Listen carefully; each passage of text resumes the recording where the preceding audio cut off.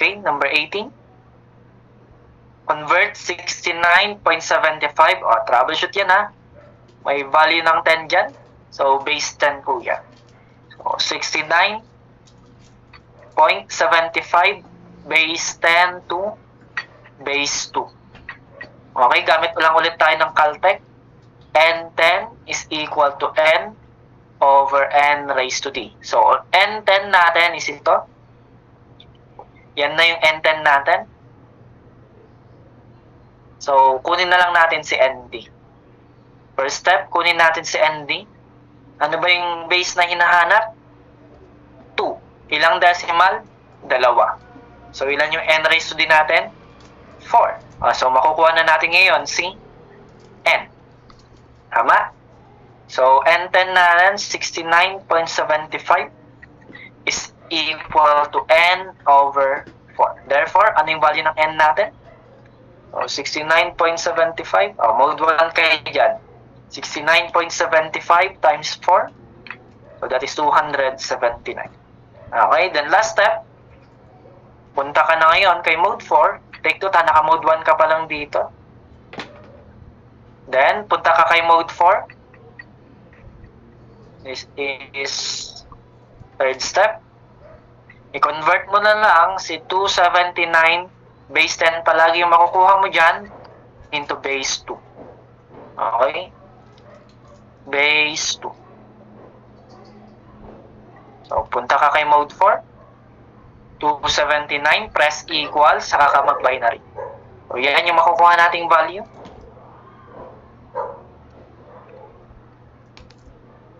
Okay? Then, ilang decimal ba yung present? 2. So, mag-move ka lang ng 2 mula sa dulo. 1, 2. So, ano yung natira? That is now 1, 0, 0, 0, 1, 0, 1.11. So, that would be your answer. That is letter C. Yan. Letter C.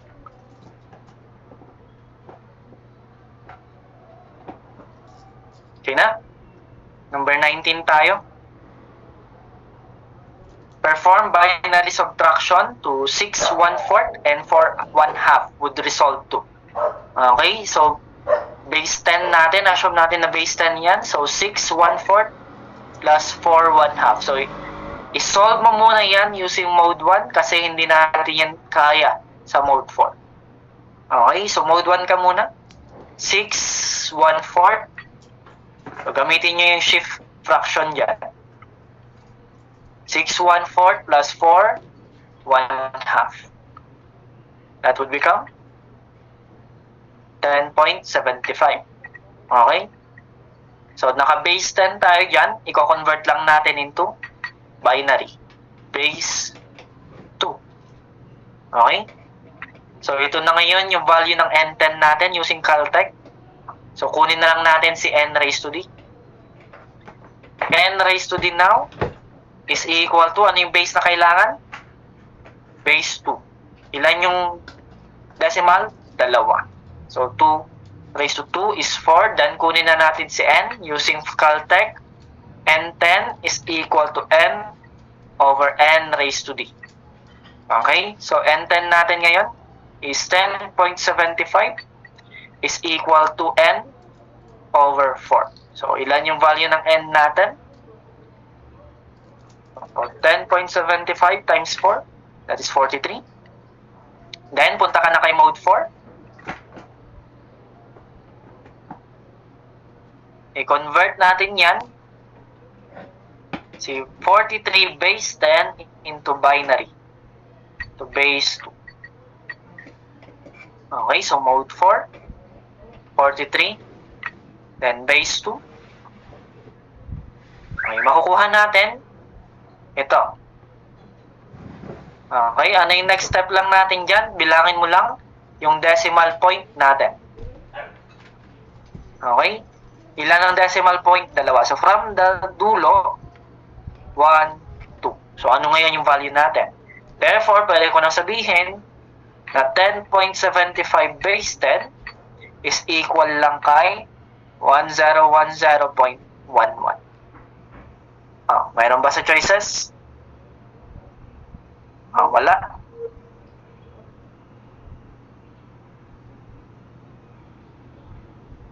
Minus pala. So, doon tayo nagkamali. This is subtraction. Okay, so palitan lang natin. Minus. Mode 1. So, 6 1/4 minus 4 1/2. Okay? Nagkamali lang tayo doon. This would become 1.75 dapat. Hindi 10.75. Ganun lang din. Yung n raised to d natin. So, dito lang tayo nagkamali. Punta ka ngayon. 1.75 times 4. This should be 7. Okay? 7 dapat, hindi 43. So, palitan lang natin ito ngayon.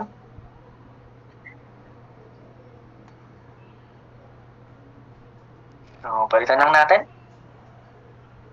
Mode 4, 7, then octal. So, solve octal, binary. 7 base 10, convert ko lang kay base 2. Okay, so this is ito. Okay, so yan yung conversion niya. Then, i-move mo lang kung ilang decimal yung present sa given. Mayroon kang dalawang decimal. So, i-move lang natin from the 2. 1, 2. Ano yung sagot?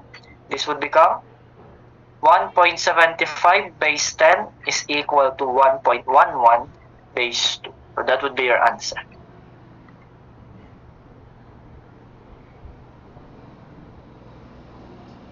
Yan. So, nagkamali lang tayo doon sa kanina. Minus pala, hindi plus. Okay, paki-screenshot.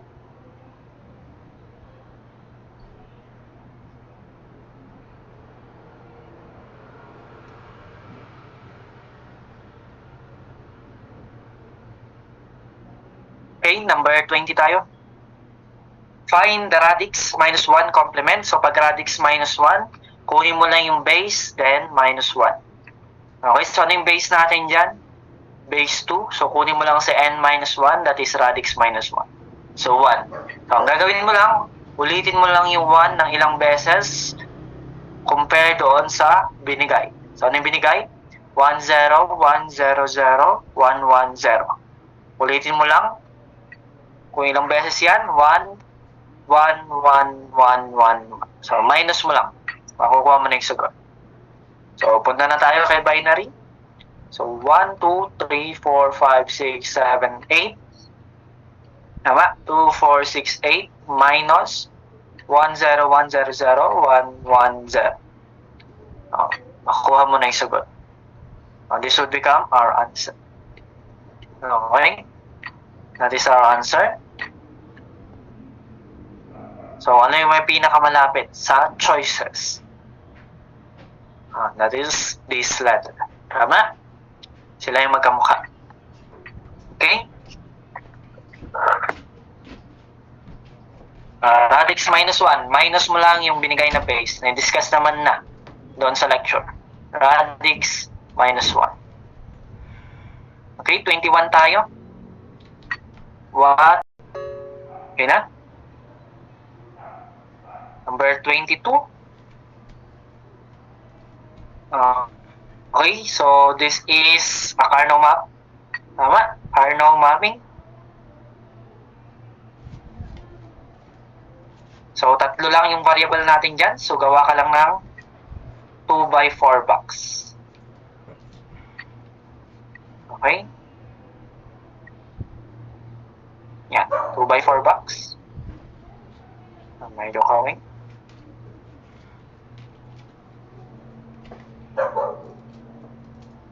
Tama na yan. Okay, sa baba palagi, pag tatlo x, sa taas y, z. Dito yung x bar, this is x. Yung x bar natin, that is our 0. X natin is 1. Ganun din dito. Mauna 0, 0, 0, 1, 1, 1, 1, 0. Yung susundan lang natin ito, y is lahat ng nauna. Okay? Then z yung pumangalawa. Okay, then yung numbering niyan, ganito lang. This is 0, 1,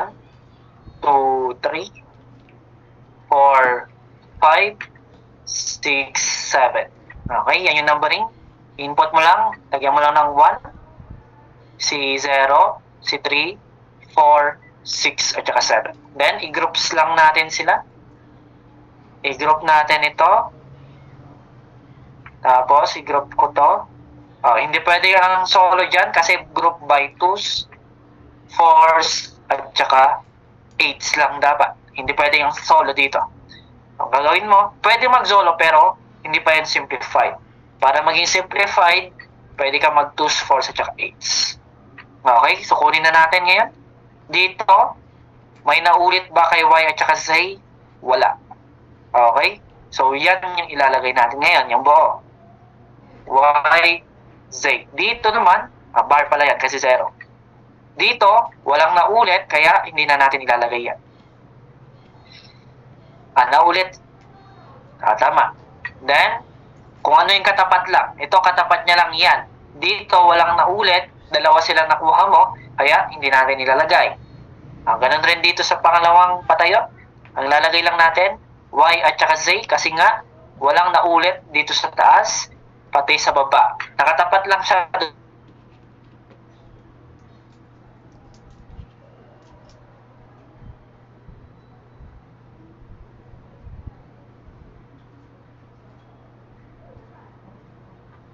X.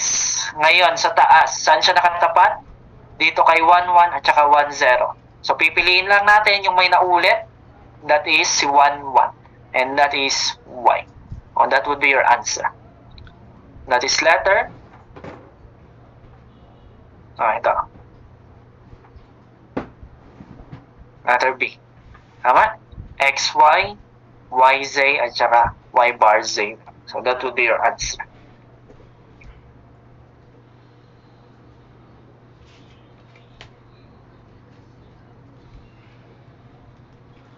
Okay, number 23 tayo. Convert 0.513 base 10 to octal. So, gamit lang ulit tayo ng Caltech.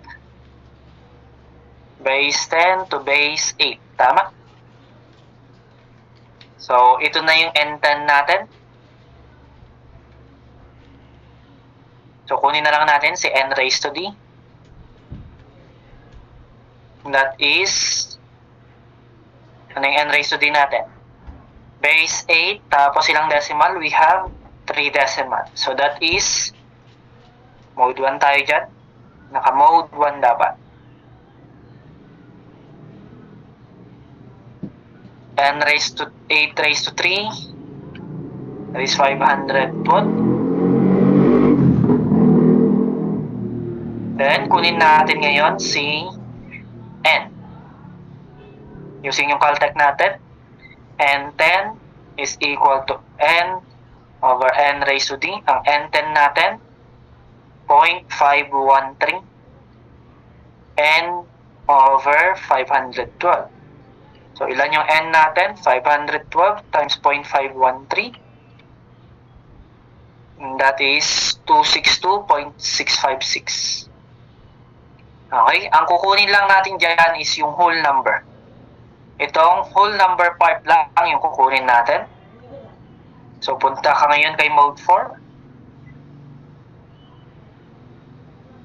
Convert mo lang yung 262 base 10 na yan into base 8. Okay? So, mode 4, 262 base 10 into base 8. That is 406. Tama? Octal. Okay? 406. Then, ilan yung decimals natin? 2. 3. Tama? So, 1, 2, 3. Okay? So, may sagot dyan. 0.513 base 10 is equal to 0.406 base 8. Okay? Paano naman?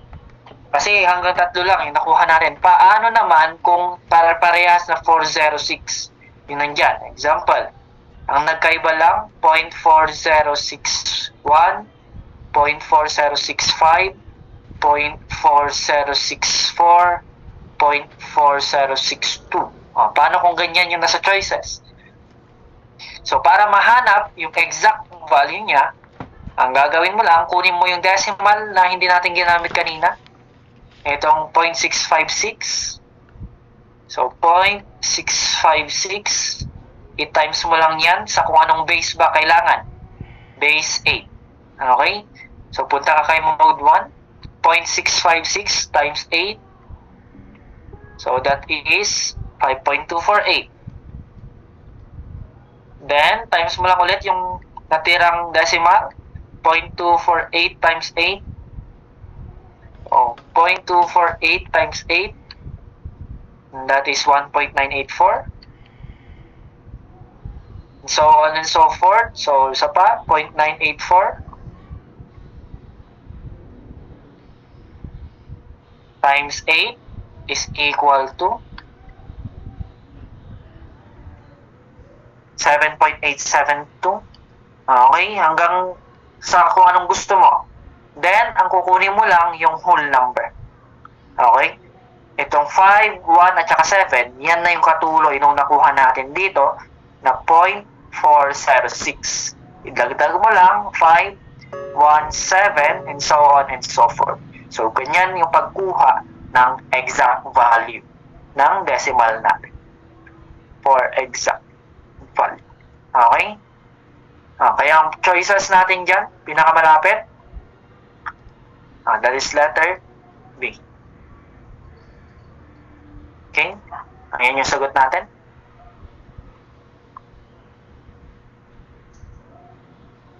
Ito. Okay? Paki-screenshot.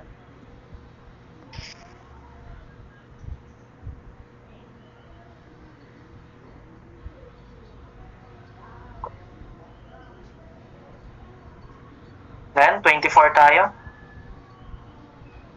What graphical device is used to convert truth table to corresponding logic circuit, that is the Karnaugh map? Okay? Which of the following is not acceptable as Fortran integers? Okay? Walang letter at saka walang decimal. That is 3 and 4. Integer na constant po kasi. Okay? Which is the most common type of digital IC package, that is DIP? Nandiyan na lang din, kinuha. DIP. Digital IC package. Okay? Translator from high level to machine instruction, that is a compiler.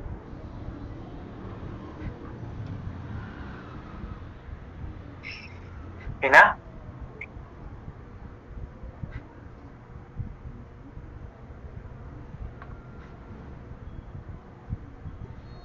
Tayo. Find the true complement of F9C7. So, true complement sa lecture nyo, kunin mo lang si radix minus 1, tapos mag-plus 1 ka lang. Okay? O, ganun lang yung gagawin rin natin dyan. Anong base yan? Base 16. So, ang radix minus 1 natin is equal to n minus 1. And that is, radix minus 1 natin is n minus 1. 16, itong radix minus 1 natin is 16 minus 1. And that is 15. Okay, so kunin mo muna yan. Iuhuli natin yung plus 1 dyan. So, 15 is equivalent lang kay F. So, kunin lang natin si F minus F9C7. Yung makukuha mong sagot, yun yung i-plus 1 mo. Okay? Yun yung i-plus 1 natin. So, mode 4 ka. Punta ka pala kay hex minus F9C7 equals 638 plus 1. So, this would become 639. So, that would be your answer.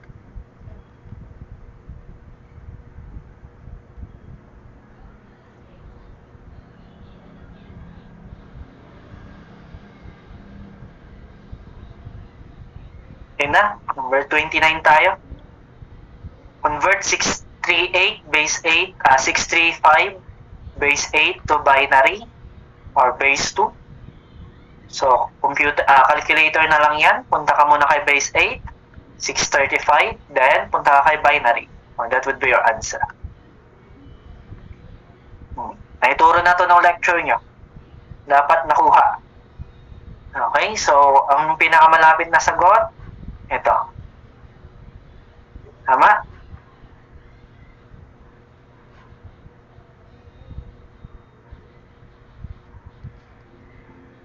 Okay, number 30 tayo. Convert 10011.0101 to base 10. So, alam natin na base 2 yan. Base 2 to base 10. Okay? So, gamit ulit ng Caltech. Convert mo muna ito into n. So, kunin muna natin sa mode 4 ka muna.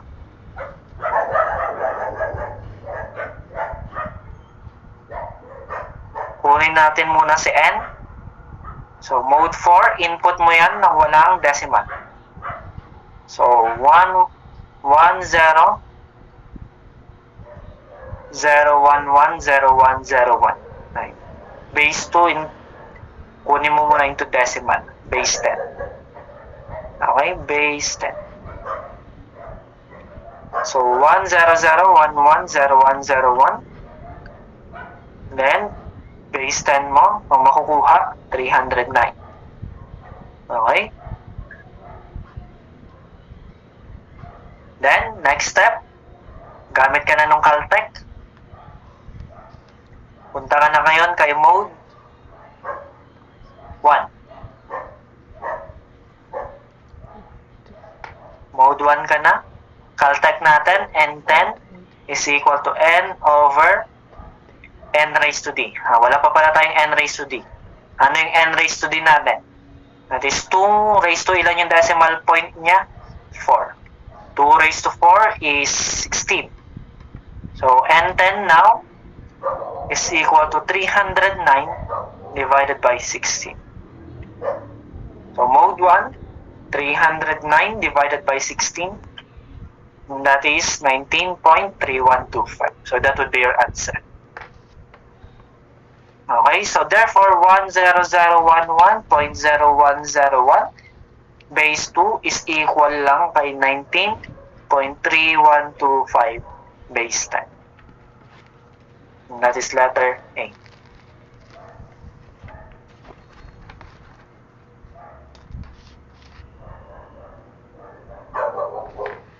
Okay na?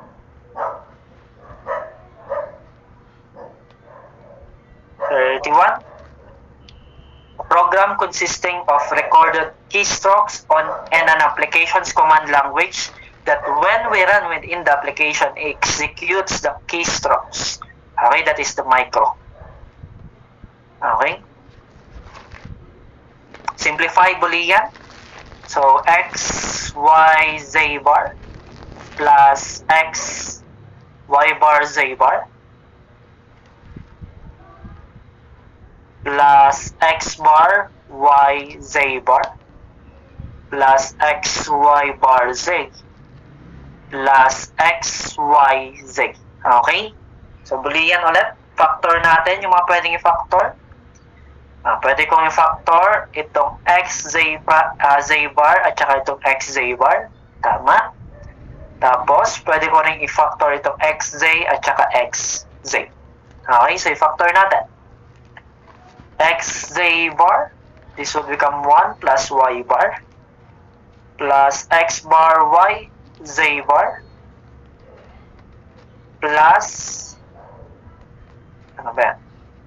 X, z times y bar plus y. Okay? Gamit ka ng OR law. Magiging value lang yan ay 1. Ano natira? X, z bar plus x, y, z bar. Then, pwede ko rin yung factor ngayon ulit.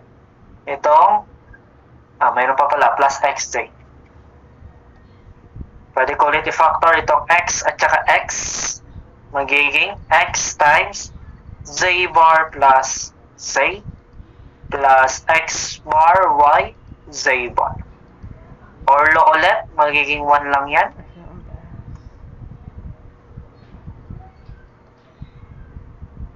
So, ano natira? This would become x plus x bar y z bar. Then, gamit ka lang ng distributive law.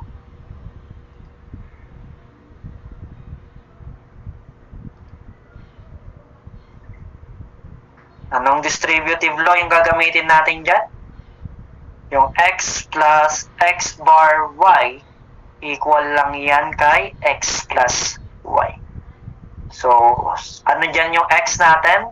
Ano dyan yung yz natin? This would become y. Ito yan yung y natin. Sundan? So, matitira would become, therefore, answer natin would become x plus y z bar. That is letter B. Okay? And that is your answer.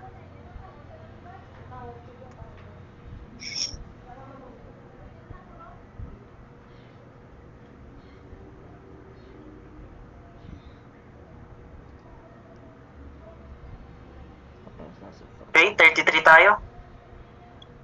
It's a 5-bit character code which allows a maximum of 64 characters, widely used in telex or telecommunication and teletypewriter. That is the Bowden. A digital circuit, also referred as a logic circuit. Basta digital circuit, that is logic circuit.